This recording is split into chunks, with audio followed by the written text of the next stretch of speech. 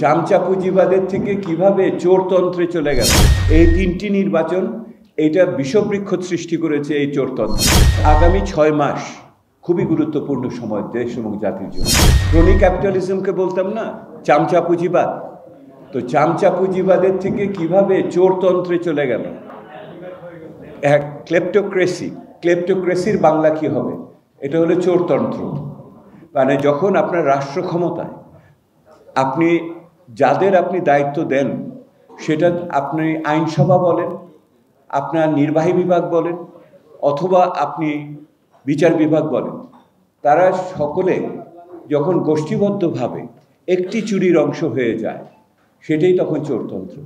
এবং সেই চোরতন্ত্রের ভিতরে আপনি দেখবেন যে একটি রাজনৈতিক গোষ্ঠী, একটি আমলা গোষ্ঠী, এবং আমলা যখন বলি আমরা তখন উর্দি পড়া এবং উর্দি ছাড়া কথাই বলছি, এবং এর সাথে আপনার রাজনীতিবিদ, আপনার ব্যবসায়ী এবং আমলা, এই তিন সহযোগ সৃষ্টি করা হলো আর কি। আপনারা যদি এটার উৎস কোথায়? উৎসতে আপনার ফিরে যেতে হবে 2018 নির্বাচন। 2018 নির্বাচনের পরের নির্বাচন কত হলো? 2024-এ শেষ। যে তিনটি নির্বাচন হয়েছে, এই তিনটি নির্বাচন এটা বিষবৃক্ষ সৃষ্টি করেছে এই চোরতন্ত্রের। Double million offer, Walton fridge কিনে পেতে পারেন 20 লক্ষ টাকা, রয়েছে কোটি কোটি টাকার নিশ্চিত উপহার। এবং এর ভিতর দিয়ে আমার দেশের ভিতরে যে মৌলিক গণতান্ত্রিক অধিকারগুলো ছিল, যে জবাবদিহিতার জায়গা ছিল, সেই জায়গাগুলো নিশ্চিহ্ন হয়ে গেছে। এবং সেটার ভিতর দিয়ে স্থানীয় সরকারকে দুর্বল করা হয়েছে এবং সামাজিক শক্তিকে দুর্বল করা হয়েছে, এবং সেই সামাজিক শক্তিকে অনেক ক্ষেত্রে অবশ করে দেওয়া হয়েছে। এটার ভিতরে কারা ছিল? এটার ভিতরে আমার মতো নাগরিক সমাজের মানুষ ছিল, এটার মধ্যে আপনাদের মতো মিডিয়ার লোকেরা ছিল, এটার সাথে আপনাদের ব্যক্তিখাতের লোকেরা ছিলেন, এবং একই সাথে অনেক সময় বিদেশিরাও যুক্ত হয়েছে বিভিন্ন কারণে। এবং বিদেশিরাও অপ্রয়োজনীয়ভাবে প্রশংসার কথা তখন তারা বলেছে, যেটার ভিত্তি এখন সন্দেহের ভিতরে আসছে। তো এই জায়গা থেকে বেরোনো ক্ষেত্রে নিঃসন্দেহে জবাবদিহিমূলক প্রাতিষ্ঠানিক সংস্কার খুবই গুরুত্বপূর্ণ। কিন্তু ওই সংস্কারে যেতে হলে যদি দেশের ভিতরে স্থিতিশীলতা না থাকে, এবং স্থিতিশীলতার কথা যখন বলি তখন দুটো স্থিতিশীলতার কথা বলি। একটি হলো অর্থনৈতিক স্থিতিশীলতা, আর একটি হলো আইন শৃঙ্খলা নিরাপত্তার স্থিতিশীলতা। যদি নিরাপত্তা না থাকে, যদি একই রকমভাবে জিনিসপত্রের দাম নিয়ন্ত্রণে না থাকে, তাহলে ওই যে দীর্ঘমেয়াদী সংস্কারের কথা বলছি, এইটা বিপদসংকুল হয়ে যাবে, এইটার জন্য ধৈর্য থাকবে না। এইটা খুবই গুরুত্বপূর্ণ একটা বিষয় আমরা মনে করি।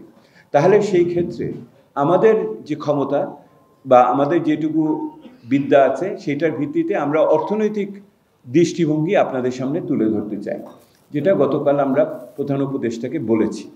প্রথম হলো যে সরকারের পক্ষ থেকে অর্থনৈতিক ব্যবস্থাপনায় বিভিন্ন ধরনের যে পদক্ষেপ নেওয়া হয়েছে, সেটা সমন্বিতভাবে, স্বচ্ছভাবে এখনও জনগণের সামনে উপস্থিত হয়নি। সেহেতু সরকারের পক্ষ থেকে গত 5 মাসে সরকারের পক্ষ থেকে যেই সমস্ত পদক্ষেপগুলো নেওয়া হয়েছে, তার একটি সুনির্দিষ্ট পেশাগত বিস্তারিত বিবরণ জনসমক্ষে দিলে পরে লোকের কাছে বোধগম্য হবে আসলে এই সরকার এই পদ্ধতিতে কি নিয়েছে এবং করেছে তো অনেক। এবং কেন্দ্রীয় ব্যাংকে হচ্ছে, জ্বালানি খাতে হচ্ছে, ব্যাংকিং খাতের বিভিন্ন জায়গাতে হচ্ছে, স্থানীয় সরকারের ক্ষেত্রে বা আমাদের সুরক্ষার ক্ষেত্রে হচ্ছে, কোনো কোনো ক্ষেত্রে 1 পা এগিয়ে 2 পা পিছিয়ে যাচ্ছে, শিক্ষা স্বাস্থ্যর মতো জায়গাতে সেই রকম ঘটনা ঘটছে। এইটির একটি বিবরণ জবাবদিহিতার অংশ হিসেবে জনমানুষের সামনে আনতে হবে, 1 নম্বর।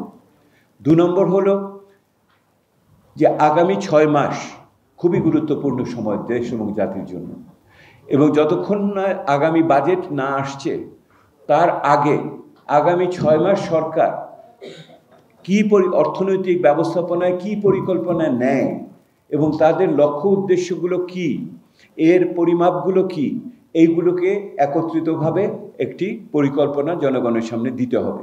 আপনার মনে রাখতে হবে, যদি সংসদ থাকতো তাহলে কিন্তু এগুলি দিতে তারা বাধ্য হতেন, এবং যেহেতু সংসদ নেই, তাহলে জনগণের কাছেই এটা প্রত্যক্ষভাবে সরাসরি তাদের দিতে হবে।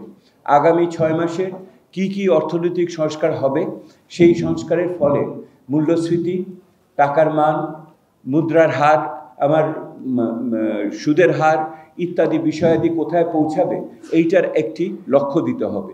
শুধুমাত্র এটা ইংরেজিতে আমরা বলি ওপেন এন্ডেড, মানে চেষ্টা করছি হবে এইটুকু বললে হবে না, আরেকটু দায়বদ্ধতার ভিতরে আমাদের সরকারকে নিতে হবে।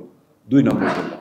3 নম্বর, বর্তমান সরকার সীমিত সময়ের সরকার, এটা আমরা বুঝি, ইন্টারিম গভর্নমেন্ট, অন্তর্বর্তীকালীন সরকার। কিন্তু এই সময়কালের ভিতরেও আমরা এমন সমস্ত সিদ্ধান্ত করি যে এই সিদ্ধান্তগুলি সুদূর প্রসারী অভিঘাত থাকে।